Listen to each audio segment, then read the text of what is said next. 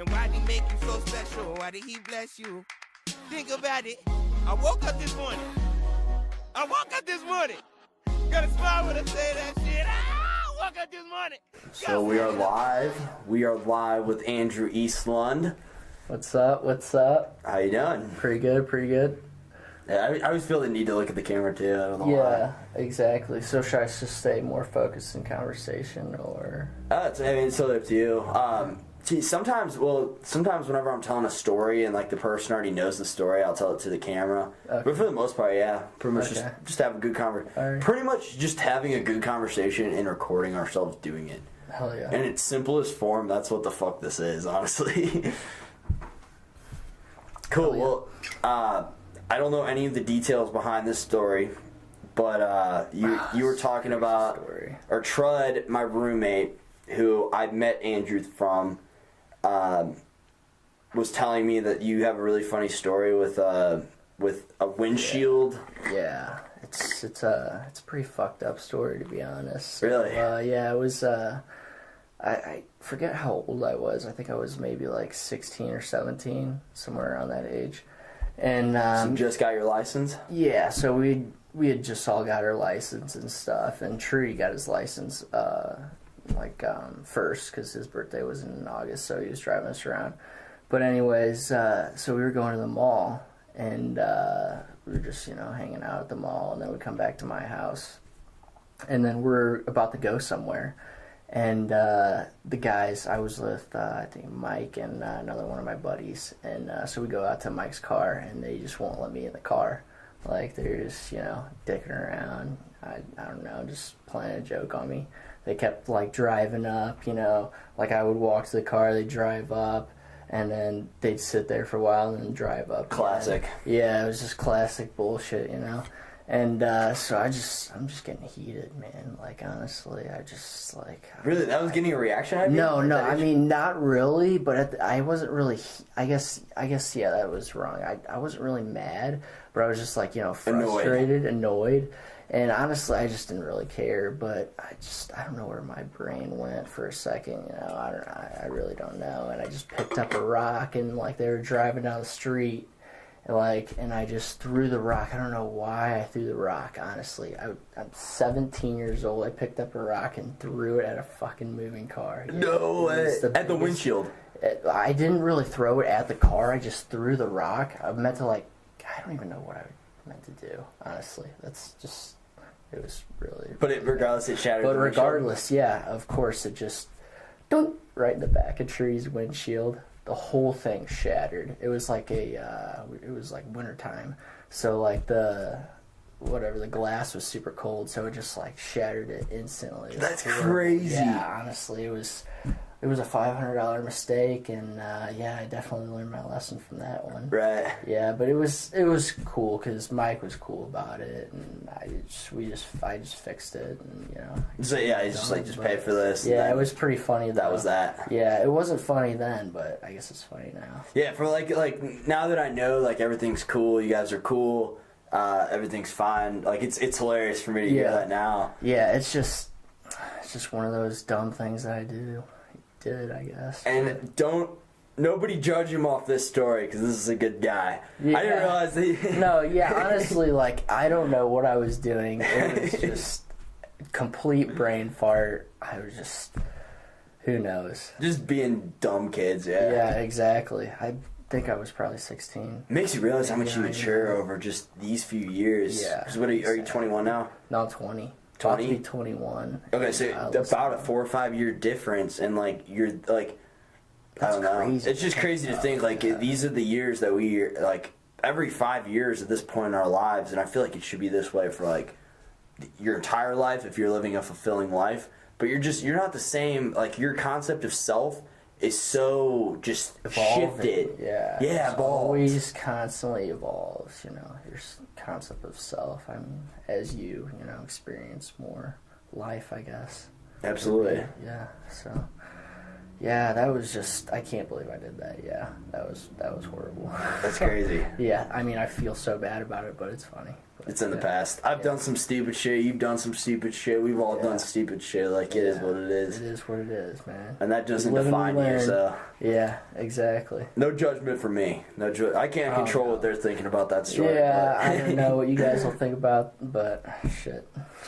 Dude, so, well, I was just talking with my roommate upstairs about this, but I think it's really important to have something in life to look forward to, and this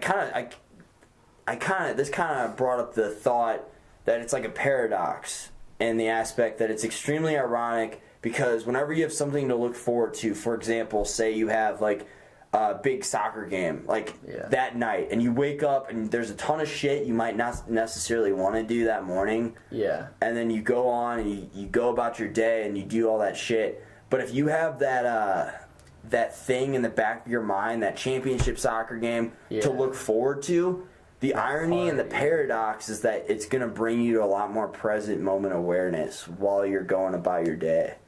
That's true.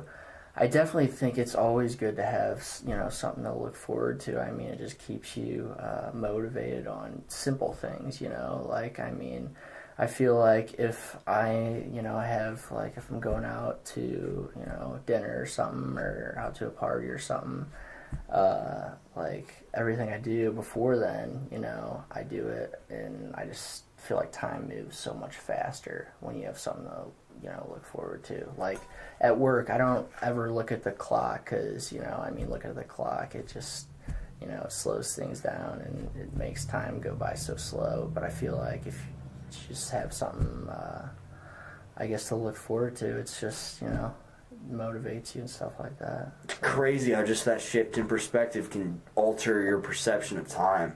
Mm-hmm. That's crazy. Exactly.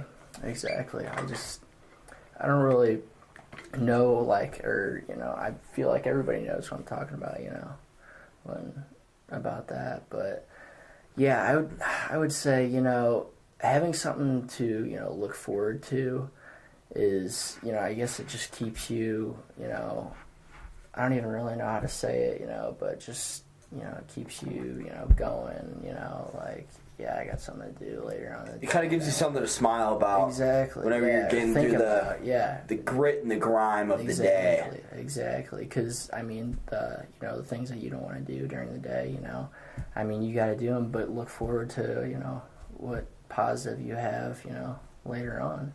So, yeah. Sure.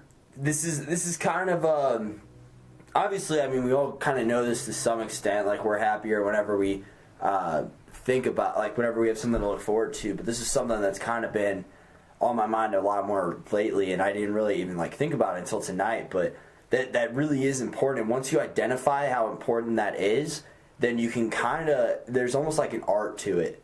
Like, you can, you learn, okay, this is important to have something to look forward to. So then the art is to be able to apply and create circumstances in your life in the future that you're going to look forward to. Like, for example, for me, that might be like podcasting. Like, if I know I got a long day on Tuesday because I got 3 classes and then I got some homework mixed in there and a few other things, but at the end of that day, I get to do a podcast, then there's beauty in that. Like today, you and I spent the entire day today, studying for this test. Yeah. And what we did to get through it was this podcast. We're like, oh, dude, we can do a podcast. Yeah. We can hang out. We can chill afterwards. Exactly. Yeah, exactly. And honestly, an example of that would be, I was looking forward to, turning my test in. Honestly, I was looking forward to, being done with the test. And it just made me work even harder because I know that, once I turned in the test, I wanted to be, positive and, have a good night. I didn't want to do shitty on the test and fuck my night up, Absolutely. I guess it makes you a better person to have something to look forward to because you do the shitty things better almost, maybe. I don't know. Okay, yeah. Who knows? But, yeah. I mean, that's just one thought, I guess. I don't know. Yeah, it makes you realize that everything in life, the good and the bad, is only temporary. Exactly. You're like, this sucks right now, but tonight I get to do whatever it is you're looking forward to. Exactly. And that's important. You can even use that as a tool to, you know, be more productive. Like, say, you know, if, you know, you have to clean your room, do your laundry, you know, I'm going to do, like, and you don't really have to do it that day. But, you know, maybe if you just be like, you know, I'm going to reward myself, I'm going to go out for ice cream after I do that or something. Or, you know, like, I don't know, have a few drinks or something. But I don't know. I mean, I just feel like it just makes you, you know, more productive almost. You can use it as a tool to be more productive. Absolutely. Absolutely. Yeah. And honestly, dude, you need to calm down over there with the drinks. Really? No, I'm just kidding. Hey, no alcohol on this show. No. Oh, yeah, my bad. We don't drink. We don't drink. No, actually, I really don't drink that often, especially for a college student. I mean, I usually, like, I'm pretty frequently, I'll have beers on this podcast. And really? Because it's a good, like, conversational, like, it's a good icebreaker. Social lubricant. Yeah. That's what it is. But, I like that. Yeah. Yeah, lube that shit right up. Dude, I honestly just heard that saying from somebody I worked with at a golf course last summer. Referring to alcohol? Yeah, he's just like, yeah, it's social lubricant. I was just like, I mean, hadn't never heard that before. Dude, the imagery in my mind whenever you said that was a doctor putting on, like, a really lubed up glove and just shoving his whole, like, just oh my God, fisting the glove. Like, this glove, I don't know why, I was imagining it going up to his elbow, but... Oh my God, that's creepy. Yeah. You never want to see that, I guess. So much lube that he's shoving through it. Whenever he snaps the latex glove, a little lube shoots off and hits you right between the eyes. That's some Larry Nassar shit right there. Some what? Larry Nassar shit right there. Who's that? I mean, that's a very bad joke, but he was the Olympic doctor that, he did all those bad things. But he's the one who, like, raped all those little girls or something, right? Yeah. Was it just little girls or little boys? No, too? it was actually, like, Olympic athletes and, like, you know. Regardless of gender? Yeah, he was a Michigan State doctor. Regardless of age? Oh, no, it was just women. Just girls. Just women? Yeah. But regardless of age? Yeah. Like, because weren't a lot of these girls underage? Oh, underage? Of course they were underage. Yeah, of course. Yeah, he was like 50. He was working on like 15-year-olds, 14-year-olds. God have mercy. He worked on, like, you know, the whole, I mean, he basically worked on anybody that was an athlete, so, I mean, he's a fucked up guy. Some Hitler shit right there. Yeah, some, like, power trip right there, honestly. Wow. Like, he used his fucking, you know, people trusted him. I mean, you trust the doctor, don't you? You know, I mean, sometimes. Until he puts his finger on my asshole, I trust him. Yeah, exactly. I mean, you can't trust everybody, but you'd think, you know, like, you'd have more trust for somebody that's a doctor. No, absolutely. Especially, you know? I mean, that authority figure. And like, because the power they have, like, over you, you know, they have the power to, you know, do anything. I know me, I kind of, since I have so little, I'm so ignorant to, like, the medical field, that, like, anything to do with that, I'm kind of, like, subservient to the individual because they are, like, an authoritative figure to me, like, and they have, like you said, they have the power. Like, exactly. I mean, they have more power than me and you, I guess. I mean, I would say. You know? Like, I just, I don't think, like, I don't analyze what they're saying because so much of it's beyond me that, like... Yeah, exactly. It's like the same idea as, like, trying to describe God, you know what I mean? Like, so little of it I understand and I never will understand. Yeah. I mean, obviously I can control how much I can decide to pursue medical field if I want, but, like, so little of it I understand that I'm just, like, I just kind of acquiesce to whatever the fuck they say. I'm just like, that's right. That's cool. That's true, but that brings up a key point because I think everybody must, you know, have some knowledge of the human body, you know, some basic biology, you know, just science, like the science behind your body, so you know what the doctor's talking about a little bit. Of course, you're not going to know everything. But, I mean, if you come in there with absolute no clue about... I mean, obviously you have a clue. I mean, you're 20... How old are you? 22. 22. So, I mean, obviously, you know, you have a basic, you know, understanding of the human body. But I feel like that's key because, you know, some doctors just... I mean, they are bullshit crooks. I mean, you know... So, I mean, you have to have knowledge too. I mean, it's your body. I mean, don't you want to know about it? But think about whenever he starts throwing those big words at you. Of course, yeah, the big words. He's like, the metaphysical incarceration. I'm just throwing out big words. Yeah, I don't know. Like, you know what I mean? Like big words that are just over your head. You're like, okay, I missed that one. Missed that one too. I don't even know if he's speaking English right now. You know what I mean? Like, exactly. You're just like, okay, like. But yeah, that's true. I mean, obviously he's gonna, possess so much more knowledge. But all the doctors that I've had, they, kind of describe it to you in like a dumbed down, watered down version of what they're actually saying. But still, you need the knowledge. I mean, I feel like everybody should take like a class. I feel like that should be a class, a gen ed class, just like human anatomy. Teach everybody about the human body. Because I mean, if you don't know anything about your body, then how are you supposed to treat it the best? True.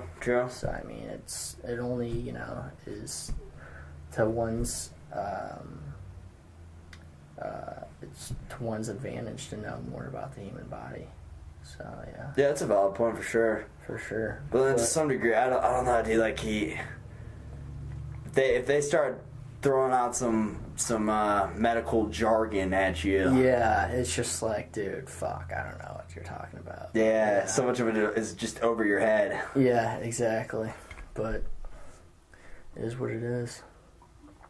I had something else I was going to elaborate on that same point, but so like, but yeah. So with that being said, if they have the medical jargon that they're able to throw at you, and they understand that they have such a better comprehension of what they're talking about than you, and they can kind of tell by that blank stare in your face that you're just kind of like simply agreeing with them and not really like fully understanding what they're saying. Yeah. Then they can use that as against you to manipulate you, and that's probably what he did.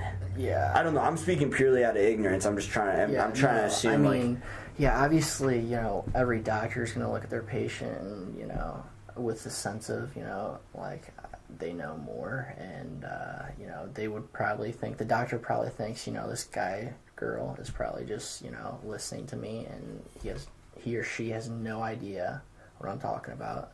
So that's why you always have to, go to multiple doctors before surgery or something. Get multiple, like, see what, like, different doctors say. Because honestly, like, you're right, we don't really know too much about, medicine or anything like that. So who knows if that's the best option? You should always consult different options, I mean, before surgery. But you're totally right on your point you brought up earlier as well.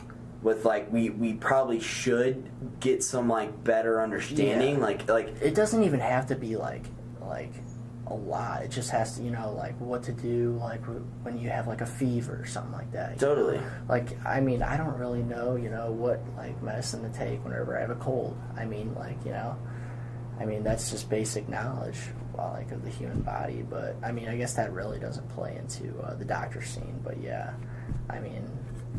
Having basic knowledge is definitely key in, protecting yourself, honestly, because some doctors honestly are, like, fucked up. Like, I mean, if they're trying to prescribe you something that you don't want to be prescribed, or, like, you have no clue about it, and then it could be bad. Good point. Because, I mean, my grandpa, actually, he was prescribed this medicine that I think it helped him with his like kidney or something, but it also like messed up his like Achilles. Really? Both of his legs, yeah. So it was because of the medicine that he took, and I don't know if he knew prior to that. That's such a specific part of your body to like just kind of mess up whenever it's working. Yeah, and it's horrible because dude, your Achilles is like the key to walking almost. Absolutely. Yeah. It's got to be up there with like the big toe and whatnot. Yeah. But no, it's wild. That's crazy. Yeah. So that's an example of, like having, if he would have known that, then, I mean, it's not, anything against him, but if he would have known, then he would have saved himself from that, But, so I guess carrying into the future, like some precautions society could make would be to inform the public more. So like through our general education, we could inform the general public on things that are going to benefit them so that doctors aren't able to manipulate them using jargon that's over their head. Yeah. But also it'd be important to consider some form of credentials or requirements that doctors need to fulfill, maybe like an ethics class. Yeah. So that they're more like ethically sound. Exactly. But then again, like, I mean, if they're corrupt, they're corrupt. Yeah, exactly. But I mean, it plays into that. You know, not a lot of doctors are corrupt, but you know, like having a basic knowledge of like the human body can help you make better decisions. You know, like if the doctor's telling you, you know, something that you don't think will, like, you know, help you, even if it's not even bad, you know, if he's just like, you know, gives you advice or, you know, well, like what he tells you to do or what he tells you he's going to do, he or she. But like that, it also plays into the role with, you know, getting a second opinion, you know, like it's just like, you know, having a basic understanding so, you know, you can, you know, weigh your options, you know. Especially on like an important decision, you're totally right. Yeah, exactly. Like you know, like a surgery. Like, I mean, whenever you get put under, I mean, you have a chance of dying. So, I mean, you gotta make sure, like, like you gotta make sure it's worth to have, you know, surgery. You know, is it really worth having surgery? Stuff like that. I mean, I don't know. Who knows? Good point. And I mean, realistically speaking, there is greed. There is personal gain at play. Like, we don't know what the doctor's motives are. Are they really thinking for you, or are they thinking for themselves? Are they thinking for that fucking paycheck? Yeah, exactly. Because every single thing they do gets added onto the bill. Mm-hmm. You know, it's like a fucking, you know, taking your car to the mechanic and he's just fucking adding shit to the bill. You know, he's like, I feel like if you take your car, this is kind of funny and random and off topic, but like if you take your car to the, you know, the mechanic, and they always got something else to tell you that's wrong with the car. Oh, it's a really good comparison. You know, like, I mean, you know, doctor could easily do that. It's the exact. No, that's I don't think that's off topic at all. That's the same exact example. It's using your own ignorance against you. It's just like we were talking. Like we're taking an accounting class together. That's the test we were studying for tonight, and that's what everybody tells me. They're like, "All right, if you're not going to use this, make sure you learn it so that nobody can use it against you and use your own ignorance against you." Exactly. Like, I mean, that's been the motivating force in learning this fucking thing. I'm not a robot. No offense to any accountants out there, but I'm not a fucking robot. Yeah, me either. But I guess, and that also just goes back onto the trust, you know? Like, you gotta trust the doctor to make sure that he's not doing stuff like that, you know? I mean, I guess this discussion got started by Larry Nassar, but, you know, you gotta trust, you know, that your mechanic's not gonna fuck you and, you know, add shit on, you know? I mean, those people have such, you know, trust. People trust them so much. People trust them every day, you know? I mean, obviously, you know, people trust, you know, me and you every day, maybe. I mean, I don't know, but every single day somebody trusts the doctor, you know? Yeah. Honestly. Every day somebody's putting their trust in him or her. In a total stranger. Yeah. Honestly. That's frightening. That's alarming. Yeah. Exactly, and it's with your body, you know. So I mean, that's really a position you can be vulnerable with monetarily, health reasons. Like that's really scary. The amount of control and power that doctors have, it really is. Yeah, like doctors specifically. Yeah, and it is scary, you know. But I mean, you know, they go through so much schooling and stuff like that. Like, obviously, you'd think, you know, if you went through like that much schooling, you actually had a passion for it. You just didn't want to, you know, rake up the bucks. Because honestly, every doctor is smart. So if they wanted to make a bunch of money, they'd probably go do it in the, you know, stock market or something else. Mm-hmm. Usually, I feel like if a doctor, you know, becomes a doctor, they do all that schooling because they actually have a passion to help people. But I don't know. I mean. But then again, people are incentivized by money. Exactly. Who knows? Like, exactly. I mean, it's the notorious route if you want to get paid. Like, people always tell you, if you want to make money when you're older, become a doctor or a lawyer. That's what you always hear, you know? That's true. That's very true. No, that's a good... I feel like there has to be some passion, some point of interest involved there. But yeah, you're totally right. Yeah. For sure. For sure. So on that topic, since we're kind of talking about intentions, I actually have this question written down right now. All right. I'm not here. I'll flip this note card over. Okay. This is off the dome, baby. Off this the is dome. off the dome. Off the dome, baby. So why do you think we as humans judge others by their actions and we judge ourselves by our intentions? So, Do you want to say that that was again? a deep question. That's Holy totally shit. understandable.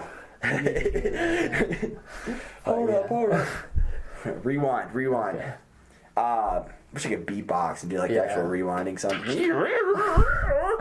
Just sounded like a dying horse. I'm sorry. Yeah, no. Okay, why do you think we judge others by their actions and judge ourselves by our intentions?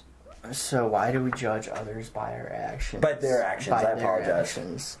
Well, I mean, I feel like, you know, it's easy to judge somebody by their actions, you know. I mean, plain and simple, you know, if somebody, you know, deep down inside is a good person, you've never met them before, but they killed somebody in a DUI crash, you're automatically going to think that that person's got a problem, you know. I mean, that's just an example, you know, like, your actions define who you are.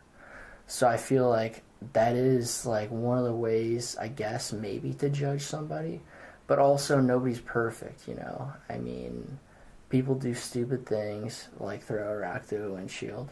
And, you know, like, I mean, people do stupid things and they're, you know, not bad people. We all do stupid things. So, but I think it's just easy to, just judge somebody from what they do, how they act, you know, how they portray themselves, what decisions they make. You know, I feel like that, like, is an easy way to read the book by the cover. So you think it's easier, and that's possibly why we go that route? Because it's easier to not think empathetically what that person was going through? Or you just don't even know. You know, like, you just don't even know what they're feeling, you know. You don't know them really too well.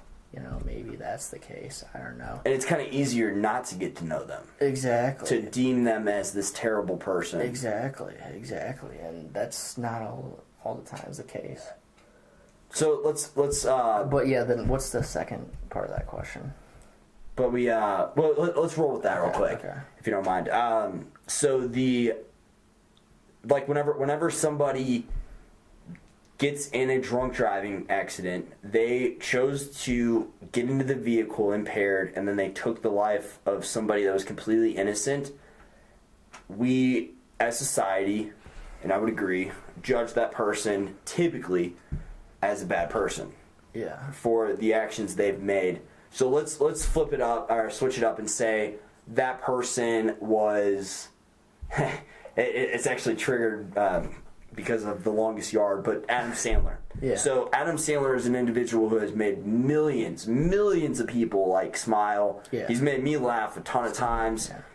He's added quality. He's added value to the quality of my life. Yeah. And to millions of others. Yeah. And I mean, I don't know. I might go as far as to say he's made a lot of people better people because. All right, but he's made people happy. You know? But he kills that one person. Does that make him a bad person? I mean, honestly, I would say that, you know, certain actions can define, you know, who you are as a person. I mean, it's sad to say, but I feel like if you make a decision like that and you know, get into a car drunk, I mean, first of all, that's not a good decision to make in the first place, and you end up killing somebody.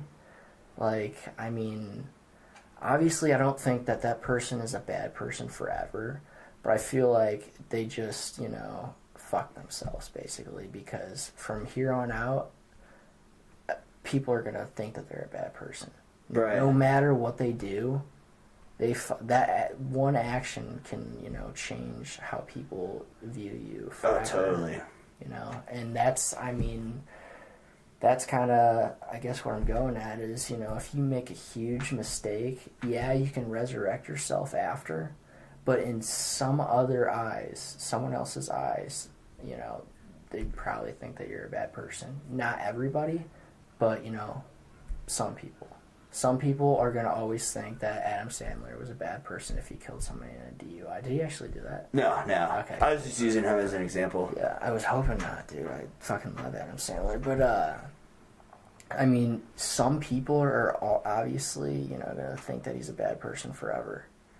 But there's some people that would, you know, maybe, like, say after he, you know, like, donates a lot of money to this and, you know, like, he makes that his, like, you know, life purpose to, you know, help that, you know, area, you know, help cut down DUI drivers or something like that. Some people are going to think that he's a good person. So he starts, in result of him messing up, he made this tragic mistake, and in result he does all these positive, altruistic, charitable acts. So, like, if he were to do that, yeah, I don't know. I mean, in some people's eyes, you know, they would think that, you know, I mean, everybody makes mistakes, but those mistakes are so big, you know. I mean, that just, you know, it goes back into, like, one action can define you forever.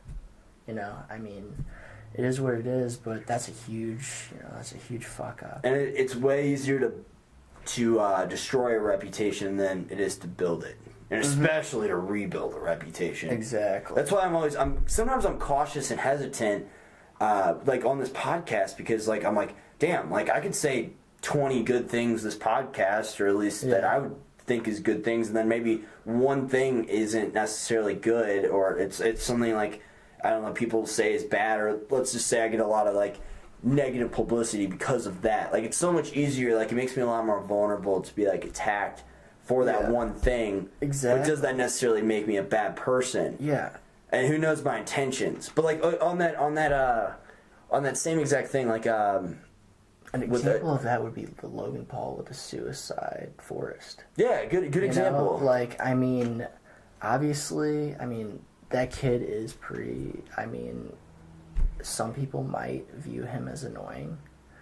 I mean, I'm not a big fan of him, but obviously a lot of people like him. But, you know, he did that one thing, and, you know, now forever people are going to judge him, you know, for that. Like, I mean, he can't take it back, you know. Does that necessarily make him a bad person, though? I mean, you know, I don't know if that necessarily makes him a bad person, obviously. Everybody makes mistakes, and, you know, mistakes a lot of times don't define you, but I mean, I would say that that's, you know, a bad look for him, you know, I mean, and that'll stay with him forever, so, I mean. I think on that topic, he made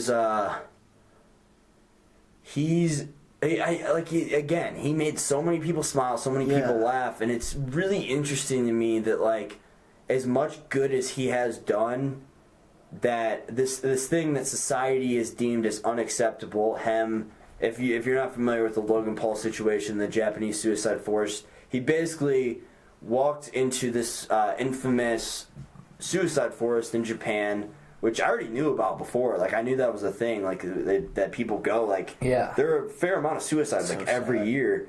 And he happened to come across a body while he was vlogging, and what he decided to do was pretty much take a video with this, like, almost like a selfie video. Hey, look at me kind of deal. And it wasn't even like a, you know, it wasn't in a good tone, you know. He was almost like, just like, it was weird. That was weird, you know, like how, it was just weird how he reacted to that. Like, he just didn't even have, like, I mean, you know, respect for humanity, I guess. You could say that. What I think with his situation is he's an entertainer. That's his job. He gets paid to entertain people by just recording his everyday life. And really, he's really fucking good at. Him and Jake Paul both. They are incredible at just hyping up, like, everyday situations. Like, and making, like, hey, look at me, look at this going on over here. Like, they make the mundane extraordinary. They make the ordinary extraordinary. And it's I don't know. I just don't think he understood the barriers that he needed to cross, and I think that was almost inevitable with him because he was constantly pushing that envelope. The envelope of just going so crazy. That he never he was bound to run into something that people weren't going to like eventually. So he did something, thought it was goofy. Who knows? Maybe in that moment, maybe it was kind of goofy, but then the stigma that everybody started attaching with it, and I'm sure it became the popular belief. And then some people love to just say "fuck you," like especially to Logan Paul. Exactly. Like once Logan Paul starts getting fucked, like everybody's like jumping on board. Fuck you, Logan Paul, you suck. And that's, I mean, it's just like with people, like, so many people look up to that guy. Mm-hmm. So many people, know who he is, and he, is on such a huge platform that I just feel like he thought that he could get, maybe more views doing it like that. But it was just like, I feel like if he would have taken the ethical route and, like, put down the camera and stuff like that, that would show people, that he's a good guy. Mm-hmm. But just to videotape that shit, dude. It's just weird, dude. Like, that's fucked up. I mean, obviously, like, you can say, everybody's politically correct and stuff. Like, I mean, obviously, there's jokes and everything, but not that. And, with his audience, you have to think about that, too. Like, young kids, or, like, middle school, early high school, like, what the hell? He just felt, I feel like he just felt invisible. Or almost like, Or invincible? Invincible, yeah. He felt like, I mean, he couldn't make a mistake. I mean, it's sad that he did that. Like, obviously he's probably a pretty good guy. He's doing good things, but that pretty much fucked him, for sure. So on that note, do you think people are judging him too much of his intention, or too much by his actions? Because if you think about it, what were his intentions of doing that? His intentions were probably pretty damn similar to everything else he does in his vlogs. To get views, to gain attention, to monetize it, to eventually, end result, monetize it, and to make people laugh. I'm assuming that's what his intentions were, to make money, make people laugh, and get views on YouTube. Exactly. And honestly, I feel like those kids are just too revolved around money. I mean, obviously, you've heard them, they just they boast about everything, and, they just, like, flash everything, and I just feel like... the Paul brothers? Yeah, I feel like they just flash everything they have. I mean, obviously, they're rich as hell, but they just flash it, and it's just like, you don't even need to do that, Can you blame them, though?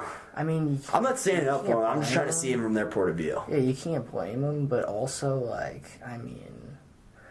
It's just kind of, I mean, obviously, yeah, if I was a millionaire, I'd probably be, flashing some fucking ice, getting a chain or something. But, I mean, they just take it.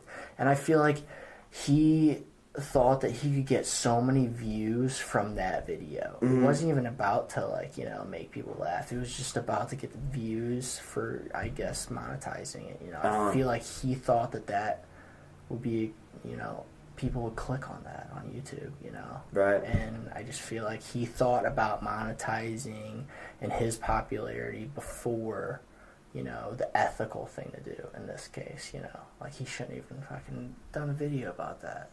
But he probably justified it to himself because all the things he was probably going to gain. And yeah. I mean, he did gain a lot of publicity. Not necessarily positive publicity, but... horrible, yeah. He definitely gained publicity, which is undeniable. Yeah. I don't know, but you also have to think from their point of view and their perspective. I mean, these are two... I believe Logan Paul was in college, and then Jake Paul was in high school. But these are two kids, basically. Like, early college, late high school, let's just say that. I don't remember exactly how old they were whenever they blew up. Just making 6-second videos, and then they end up going viral on this shit, moving out to L.A., and Jake Paul just made $50 million last year. Like, that's crazy. That's insane. So, like, that shift in, like, perspective that you would have, it would make you pretty cocky. Like, you would not be the same self. Exactly. Like, it's almost like winning the lottery, Exactly. I mean, how are you going to act after that? But there's, like, a sense of hubris behind that, behind winning the lottery, because, like, it's not like you just paid it for a little ticket and happen to have the same numbers. Like, you earn that shit, and you earn every fucking view, everything, every dollar you get, you earn that shit. So, like, there's going to be some conceit behind it. Exactly. And they do work hard, but, Yeah. I don't know where I was going with that. I guess they're just arrogant, and they just, their arrogance trumped their, decision-making skills, and it was a bad mistake. And I agree with you. I think they're undeniably arrogant, but I think they take a lot more shit for it than they deserve because they are, they're so young. I mean, just look at all the Disney Channel stars, and that shift that they went through, I just really don't think you can blame them as much. Exactly. And also, we're judging them by their actions. We don't know, how they are behind the scenes. We don't really know who they are. You just know the Logan Paul that's on the screen. You don't know his, you don't know what he thinks about, I guess that just plays back to the question of, why people judge people on their actions, So we assume other people's intentions way too fucking much. Yeah. Exactly. So, yeah. But I have heard from Jake Paul's ex-girlfriend. I watched a video one night. I was fangirling. I was fanboying. I don't even know if that's an expression. I'll just go with fangirling. Fangirling? Is it fanboy or fangirl? Do you know? Fanboy. Fanboy. Okay. I don't know. We'll go with fanboy just because I identify as a male. Yeah. Same here. I was fanboying one night and I was watching one of Jake Paul's ex-girlfriend, Alyssa Violet. She's really fucking hot. That's why I started watching the video. But she's basically saying that Jake Paul and her were dating and that he was manipulative and that he would have other girls over while up to his room while she would just stay downstairs, and she knew that he was hooking up with all these different girls and all this. And it's unethical. Again, it's really shitty, but what would you do if you were virtually a kid? Yeah. That, you had the same access to pussy that we have now, or whatever his access was, and then you just increase that exponentially to where he can get pretty much any girl he wants. Yeah, it would just be. It would be fun. It would be fun to be that. Honestly, you can't blame him there. Honestly, if he's in that position, you just shouldn't have a girlfriend, dude. I agree. Girlfriend, if you're fucking, balling like that and got so much fame, you might as well just, enjoy yourself, it's the single life. Or stay committed, But, No, I feel that. But definitely, I know I probably would go crazy with that. Especially at that age. That's what I think. Exactly. I think people lack the empathy when they look at the Paul brothers to consider what age they blew up at. And it's the same thing with Justin Bieber and all these other, young celebrities that really, people at that age, they don't have their values established, tightly. Me now, I would say the same thing. I would not commit to it. There is not a single girl out there that I would commit to without committing. If I'm going to commit, I'm going to fucking commit, man. I'm not going to talk to, I'll talk to other girls. I'm not going to, I'm not going to hook up with any other girls. It's going to be monogamous out of respect for her. Mm-hmm. And ideally speaking, that's what I'm going to want out of the relationship. If a good girl comes along that's good enough to want me to go monogamous, to not want any other girls, that's the ideal situation, in my opinion. But with that being said, I would not want to, I wouldn't commit and then just have her around for almost, he pretty much, from what I said earlier, he pretty much was treating her like a side chick, and then having all these, or he was treating her as the main chick that he pushed off to the side, and then had all these side chicks come through.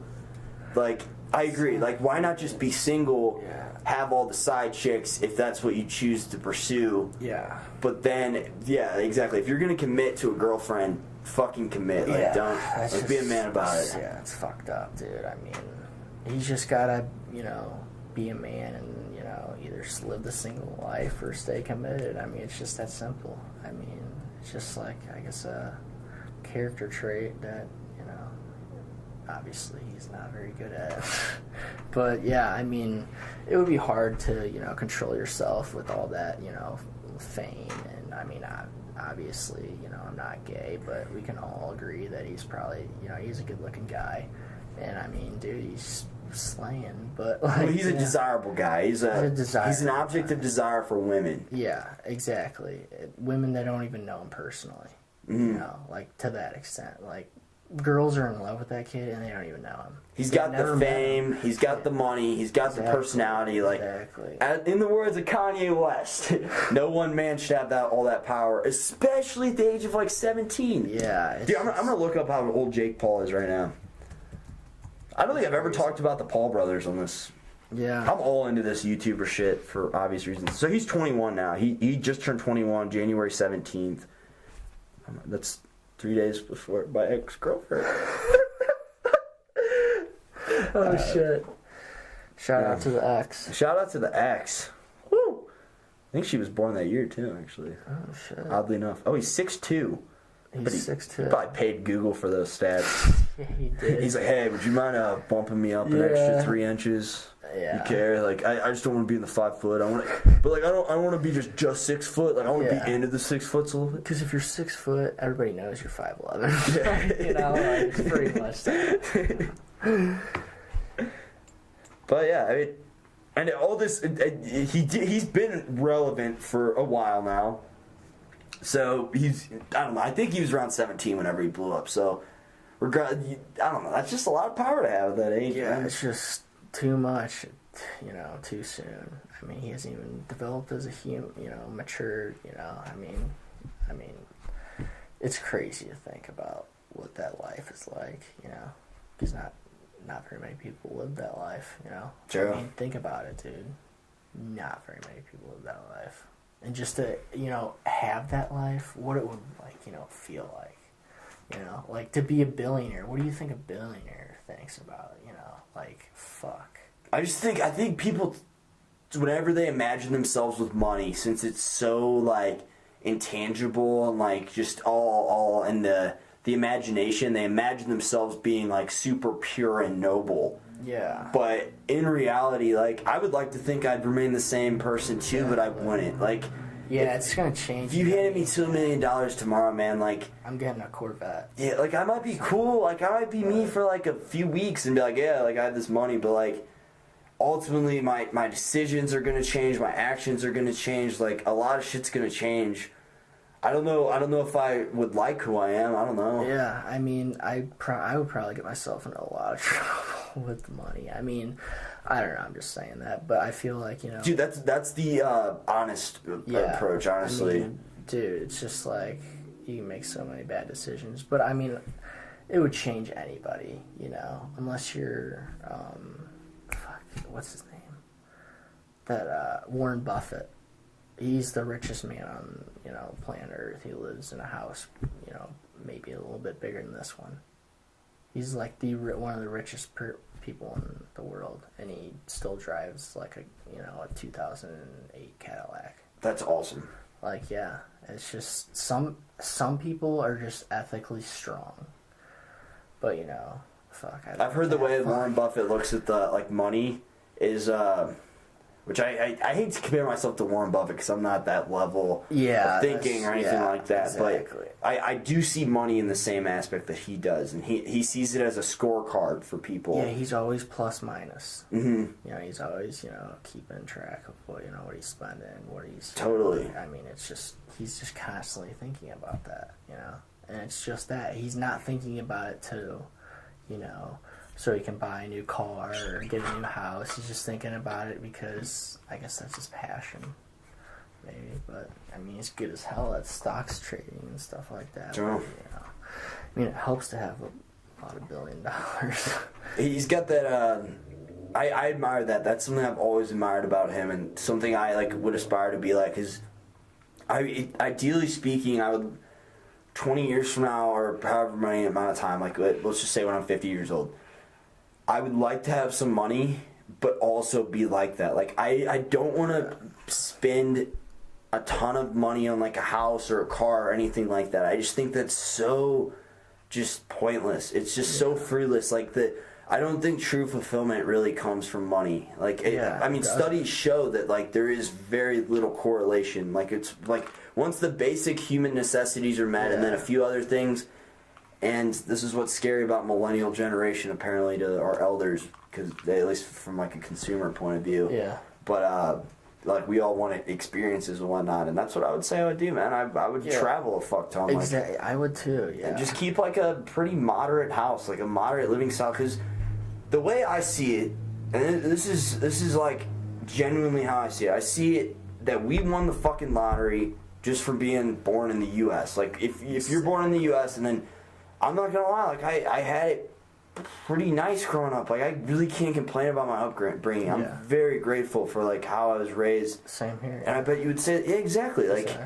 Like pretty much most people, if you're in college in the United States, like you won the fucking lottery when you compare yourself to the rest of the world. Exactly. The way I see it is, I have a moral and ethical obligation, responsibility to really look out for those people that didn't have it as great as I did. Because I know if I was in their shoes, I would want somebody to be doing the exact same thing for me. Exactly. And I don't know, like I don't know, dude, like who I am has so much to do with the cards I was dealt in this life. And I got really fucking lucky. And I'm not saying that in a cocky way. I'm just saying that in like I said, I feel like a sense of responsibility, and I really, really want to make a difference in this world. Yeah, that's good, dude.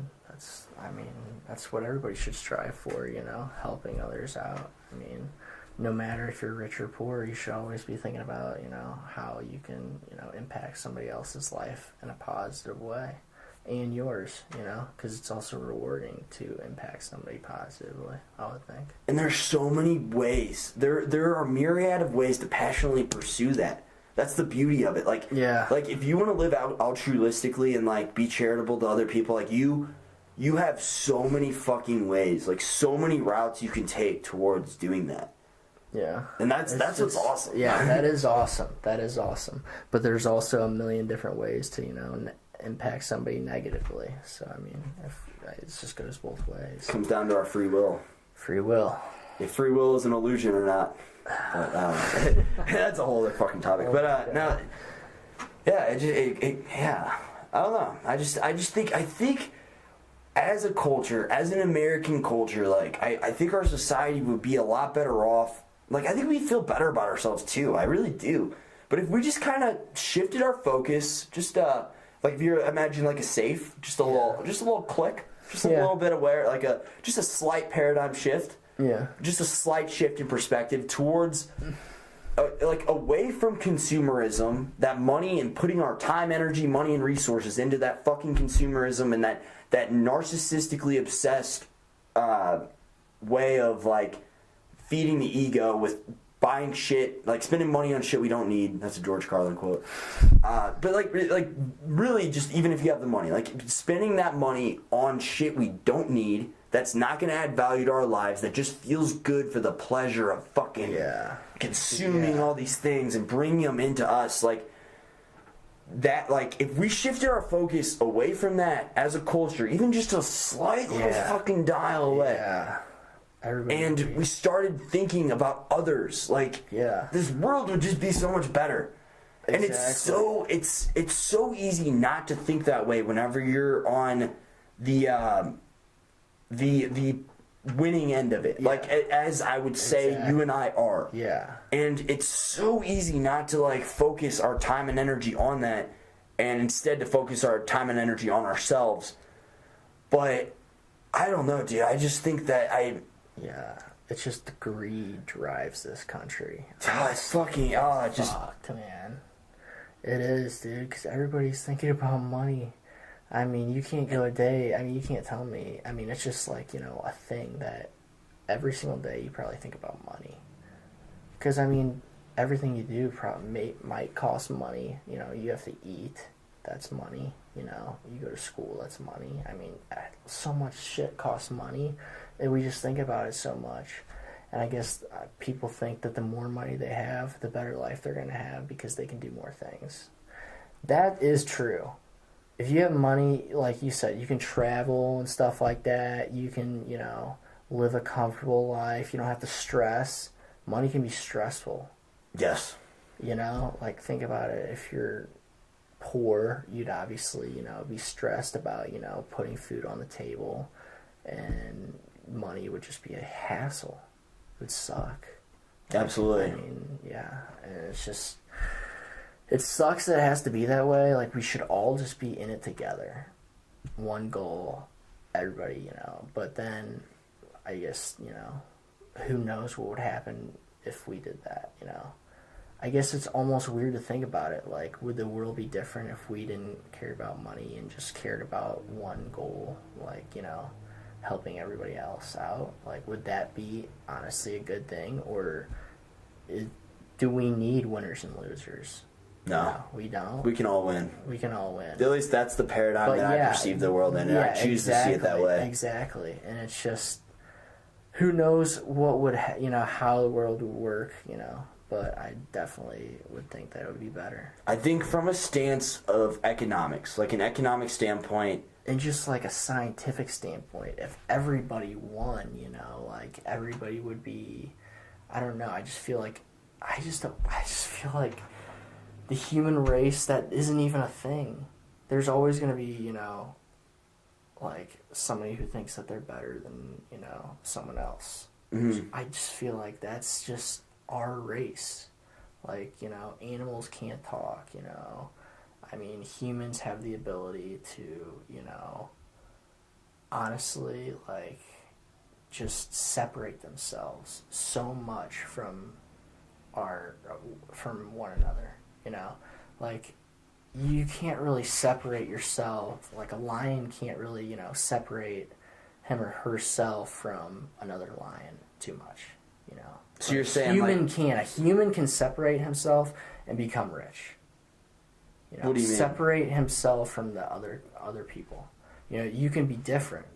Everybody's so different, and it's just like, it's hard to think that, life, like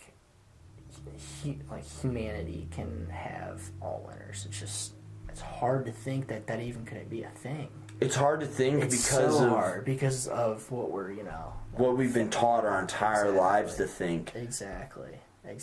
But, I mean, it's been that way since day one, so, I mean, I don't know if it's going to change anytime soon. I mean, think about it.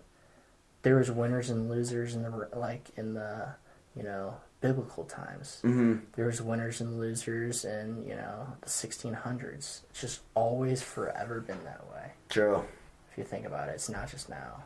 It's just fucking going crazy now because, the economy is so big and there's so much money out there and there's not very much, like, obviously there's not, there's way more opportunities to separate yourself now. Mm-hmm. And it's just like, glamorized now. I can barely talk.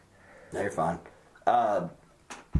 That's a very realistic point and very rational, very reasoned. Because, I mean, you're totally right. If you look at history, if you look at the past... I want everybody to win. Uh-huh. But I just feel that's like realistic. That's realistic. But also, realistically speaking, and optimistically speaking... What if we made a change? Well, like you said, if you look at the past, you look at history, like, it would prove that there's scarcity in the world. There are winners, there are losers. There are winners at the expense of other losers. Oh, the camera just died. Oh, shit. It's cool. It's not a big deal. We got the recorder still. Okay, cool. Damn, we've been going an hour. Holy shit. Wow.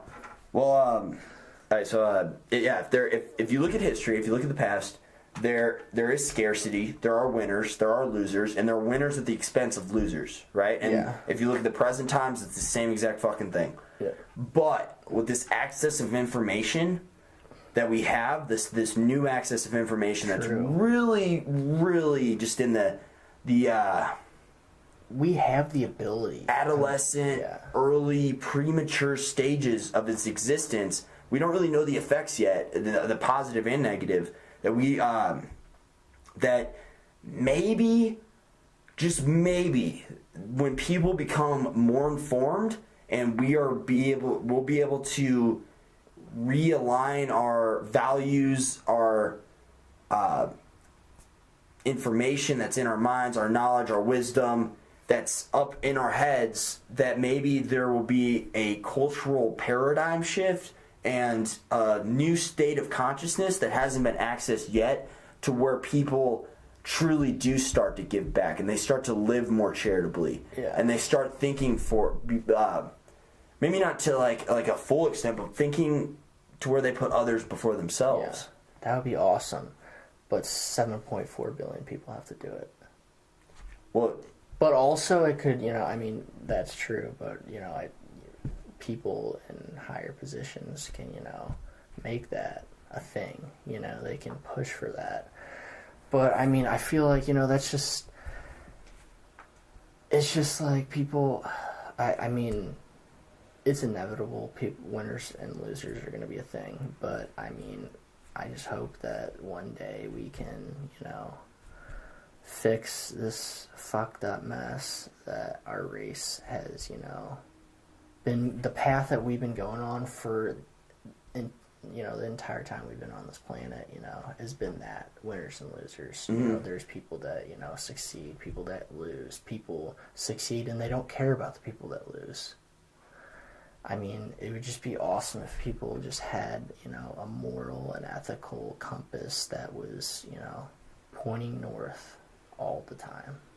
And do you think some of that is because of ignorance, because people weren't able to be fully empathetic of other people in like poorer countries, for example? Like, I mean, if we didn't have the internet, if we didn't have TV or whatever, like in the 1800s, and you're only let's say we even have a newspaper. Let's say we've come along that far into history, and we're reading about somebody over in Africa starving. It's gonna have a way less psychologically of an impact on us. In comparison to like us now watching, vividly watching a person in Africa just starving and sitting there with flies going up their nose, or I don't know, but like Ebola. True. Shit like that, dude. Just anything that visual and like that look in their eye, the emptiness, the sadness, like. I think psychologically that has more of an impact. And what I'm trying to argue going off of that is that I think people, since we are going to be a lot more understanding of the problems in the world, and we're going to have a lot more information in our minds, that's going to result in us being more empathetic and being more selfless, and just a new age, basically. A new way of viewing the world that kind of the whole world has adapted, or at least a lot more of the world. Because you're right, there are 7 billion people, but at the same time, like, I don't know. I don't know. I think it kind of starts with you and yourself, and I think a lot of people are going to have that access to information, and when it starts with just you yourself with, 3,000 people, and 3,000 people commit their lives to changing the world, in comparison, if the internet never existed or whatever never existed, that's 3,000 more people committed to making this world a better place.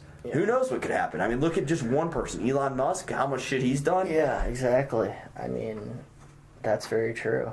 Honestly, I just feel like humans have the ability to do, honestly, almost anything.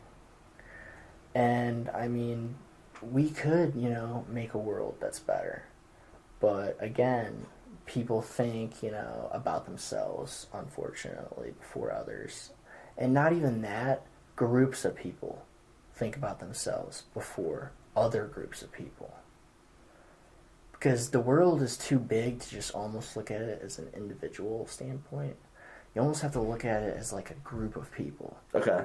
Like, I mean, it's just like, obviously there's always been racial tensions within humanity. And that, I mean, we could easily just stop that. I mean, obviously, we're all smart enough now to understand that everybody's the same no matter what their skin color is. But we still, groups of people still, don't see that. And it's sad. And honestly, history repeats itself, and that's, kind of... unfortunately, like what the deal is with that. But I mean, I would say just groups of people need to have a focused, mainstream thought process of, helping others out and just bettering everybody. Because honestly, the world's just so big, dude. It's hard to, realistically even think about conquering this problem individualistically. Mm-hmm. But I'm optimistic about the ripple effect. Yeah. That your actions will speak so loudly, or your words, whatever, will speak so loudly and so profoundly that it'll lead a ripple effect. And off of that, I mean, we're also living in the ripple effect of people that, literally, in the United States at least, we literally enslaved another group of people. I almost said species. Correct me, I apologize. We another ethnic. I want to say genre. That's not the word. Race. Sorry. I want to say genre of people. Another race deemed themselves as superior over another race, and then deemed the inferior race to be their slaves. And we're living in the ripple effects of that. And if you look at the past 200 years, at least in the United States, you're things are bad, and it is fucking awful and stupid that people do live with that limited belief that we are that white power. Yeah. We're better than you. It's fucking. Honestly, I just pity those people, man. That's so fucking stupid. What an antiquated, dumb way of thinking. Yeah. But I mean, we're living in the ripple effect. But if you look at it in comparison to now versus then, we've made a really drastic change, and it's really awesome. Especially carrying into the future. I don't know if racism will ever fully go extinct or whatever, or it fully be finished, but I think the problem's only gonna become less of a problem. It's just gonna become exponentially so too. Yeah. Especially because a lot of racism is just based out of ignorance, It's just based out of lack of intelligence. Yeah, you could argue that. Almost. Yeah, I mean, it's just those people are just dumb. Just plain and simple. No way around that. People that think like that, they lack the, capacity to think, I guess me and you, I mean, when you think of somebody who's racist, you'd probably think of somebody that, is, doesn't know too much, I mean, their family, I don't even know. I don't even know where I'm going with that, but dude, and it's just I just wish it would change, dude, but unfortunately, I think that we're on our way to changing, but we're not there yet. We're in the process. We're in the process. I would argue that as humans, we're born with the innate capability to love each other, and that's who we really are in our purest form. We really do love each other. But some people, unfortunately, in this world have been conditioned to hate other genres, some races or religion or whatever it may be. They're conditioned to hate those particular classifications of people because they're viewed inferior or they're viewed as an enemy or weak or whatever negative attributes that have been associated generationally towards them.